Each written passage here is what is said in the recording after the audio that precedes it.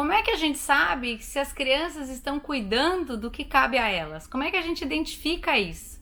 E hoje eu vou responder a pergunta da Gilmara, que eu acho que tem tudo a ver com esses dois temas anteriores. Vamos falar sobre isso? Obrigada pela pergunta.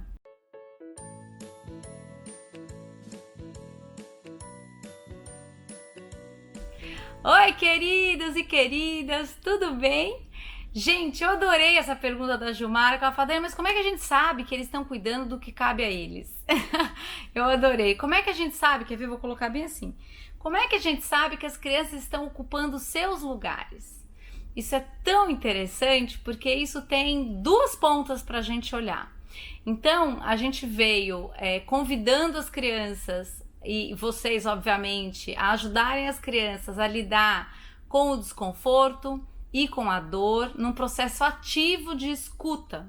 Então vamos imaginar que a gente tem talvez uma criança que tenha chegado aí depois de brincar lá embaixo no prédio e tenha chegado desconfortável porque o amigo que estava jogando com a bola não deixou ele brincar, tá bom?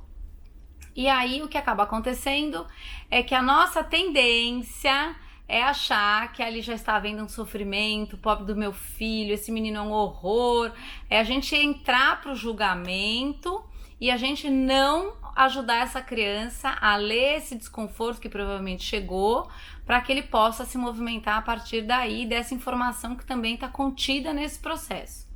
Então, como é que a gente ajuda as crianças a cuidarem da parte que cabem a elas? A gente exercitando muito esse processo dentro de casa. Então, por exemplo, quando essa criança brinca e deixa tudo espalhado, eu tô falando de coisas até com crianças menores.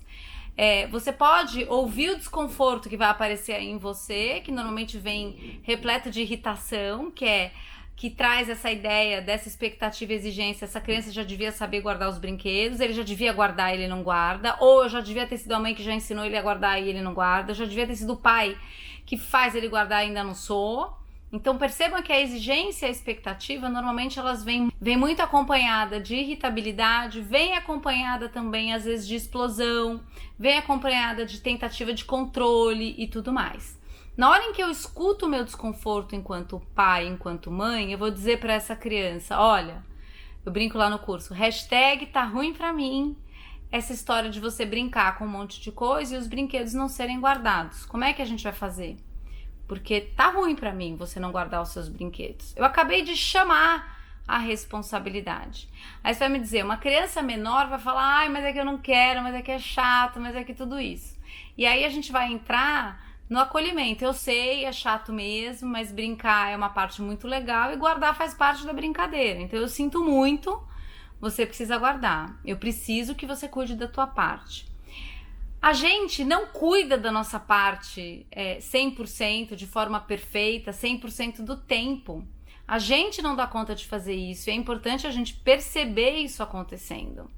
Mas, obviamente, essa percepção é importante para que a gente tenha a percepção de que dessa criança, ou desse marido, ou dessa esposa, também não vai vir perfeição. A gente está exatamente cuidando dessa relação. Então, a hora que eu convido a criança para cuidar de um pedaço por conta de um desconforto que eu acabei de sentir e que me deu a notícia de que tá muito ruim, eu tenho a necessidade de que você brinque, mas que você organize.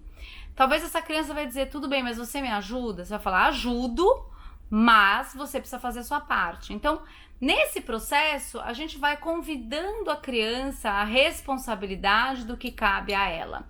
Isso, gente, não está pronto, não já sai de fábrica, pelo contrário, esse é um processo diário deste atrito e deste encontro que a gente tem a oportunidade de viver todos os dias dentro da nossa família.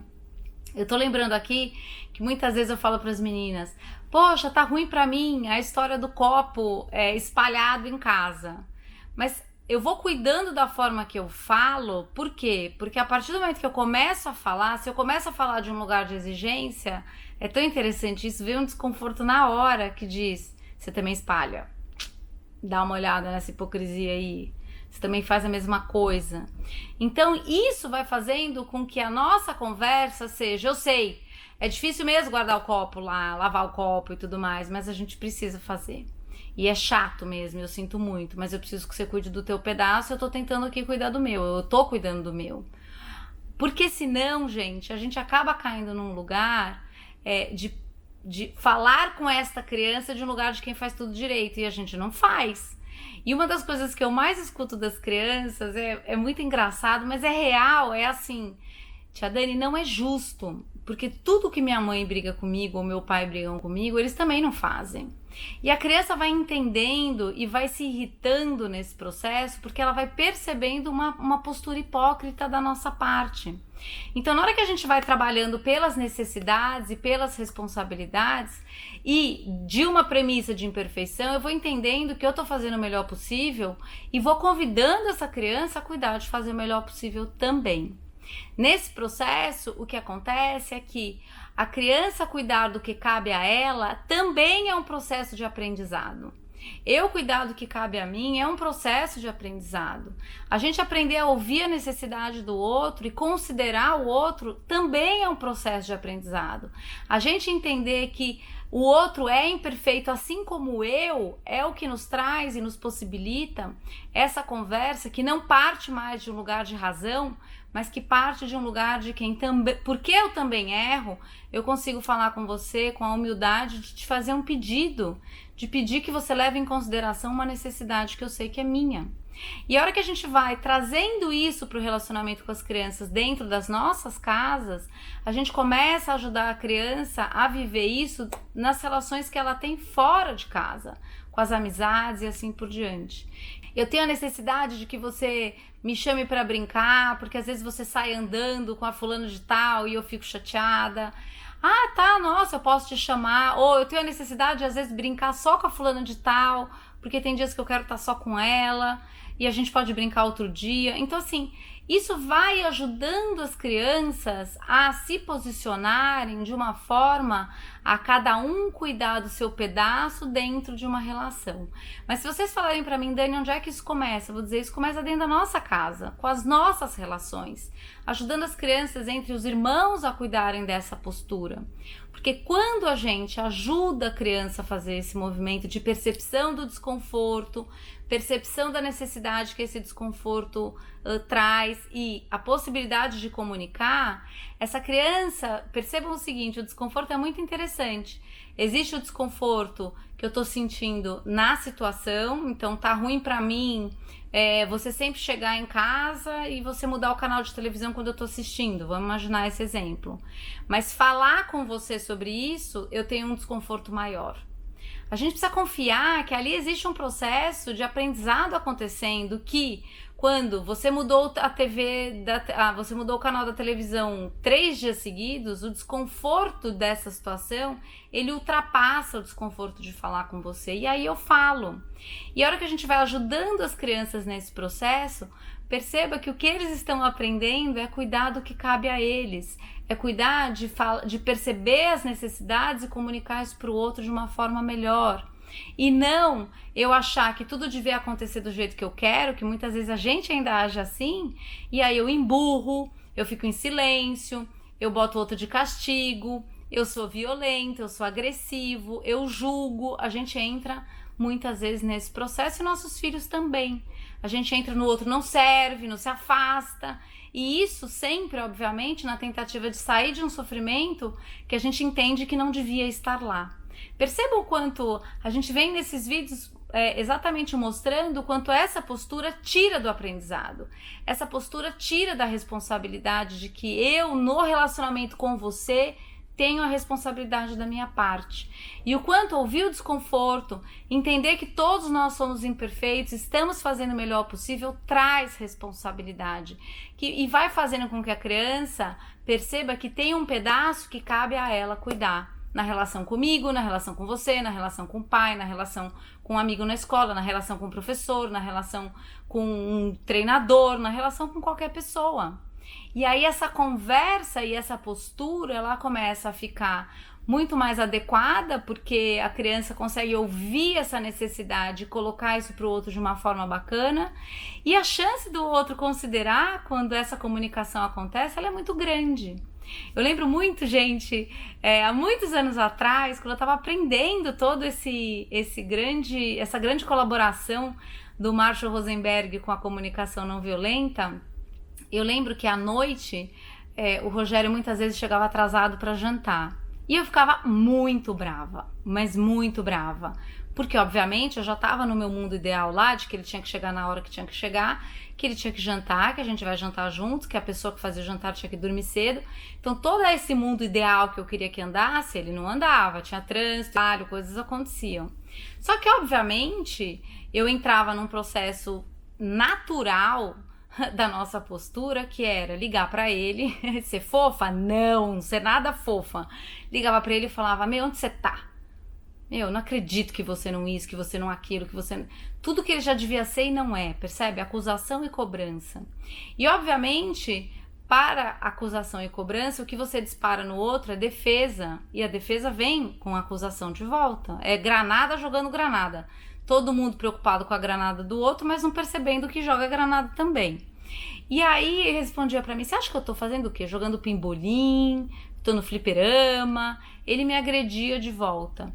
E o que acontecia é que, obviamente, eu fazia o prato, botava no micro-ondas, ele chegava, a gente jantava separados e ficava aquele climão. A minha violência era o silêncio, a violência dele às vezes era uma cara fechada, silêncio também, e passava alguns dias a gente vivia nesse clima. Até que o clima passava, ninguém pedia perdão de coisa nenhuma e até vinha outra oportunidade. Então todo mundo acusando, todo mundo cheio de razão, ninguém se percebendo e todo mundo vendo o que o outro faz de errado. Era sistemático, lelê. E aí, gente, eu comecei a falar pra ele, porque eu comecei a entender a escuta desse desconforto e eu comecei a falar pra ele o que eu precisava. Então o desconforto me colocava: tá muito ruim eu não jantar, a gente não jantar junto, tá muito ruim eu jantar sozinha, tá muito ruim a gente não ter esse momento. Eu ficava brava disso. Só que essa braveza, esse desconforto, essa irritação e tudo que vinha me contava de algo que eu precisava. Então o dia que eu falei pra ele: amor, pra mim é muito importante a gente ter um momento juntos, nós dois. E acho que esse é um momento, esse momento a gente tem conseguido no jantar, ou é um bom momento o jantar para isso. Veja o que você consegue fazer a respeito de chegar no horário para jantar. E ele falou para mim: mas esse horário tá muito cedo, será que a gente consegue atrasar 15 minutos? Porque aí eu pego menos trânsito? Joia! Percebam que aí a conversa começa a acontecer. Eu trouxe a necessidade de estar com ele, ele trouxe a necessidade de revisão do horário, a gente reviu o horário, e aí ele passou a chegar e a gente passou a jantar juntos. Mas esse é um processo que a comunicação ela faz toda a diferença, porque enquanto eu estiver na acusação, o outro ele não tá me ouvindo enquanto necessidade e a real vontade que era estar junto. O que ele tá é defendendo por conta de uma acusação que está chegando. E eu obviamente só acusei porque ele não chegou, então eu já me senti desconsiderada, percebe? E aí eu acuso de volta, aí ele acusa de volta, todo mundo acusa, todo mundo está justificado na acusação e a gente passa a vida brigando. Então na escuta deste desconforto, eu entendo a necessidade que se apresenta e nesse processo de educação que a gente treina muito lá no curso online, o convite que a gente começa a fazer com as crianças, porque nós entendemos esse processo em nós, é esse da responsabilidade de, ao perceber o desconforto e ao perceber a necessidade que a gente pode ajudar nesse processo, o que é que eu vou fazer com isso? E aí eu vou trazendo responsabilidade, lupa dentro da criança, ela também entendendo que o outro não está lá para ser do jeito que ela quer, e sim o outro é quem é, mas que nesse atrito e nessa relação todos são responsáveis por comunicar o que precisam.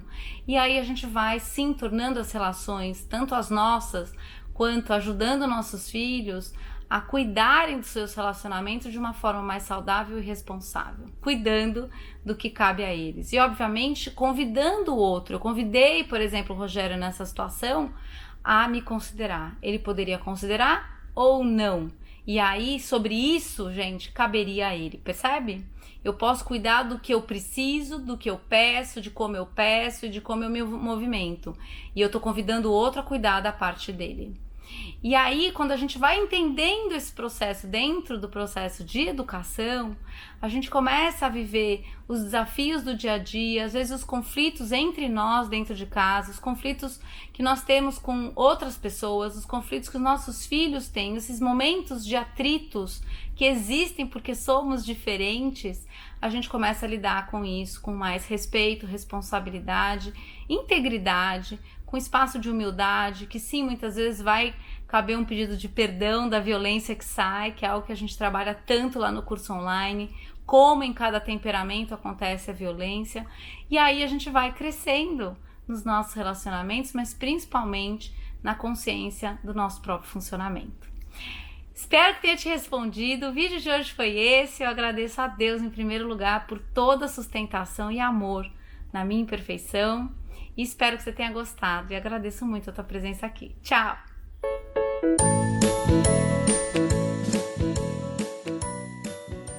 Se você gostou desse vídeo, se inscreva no canal e espalhe essa ideia. Tchau!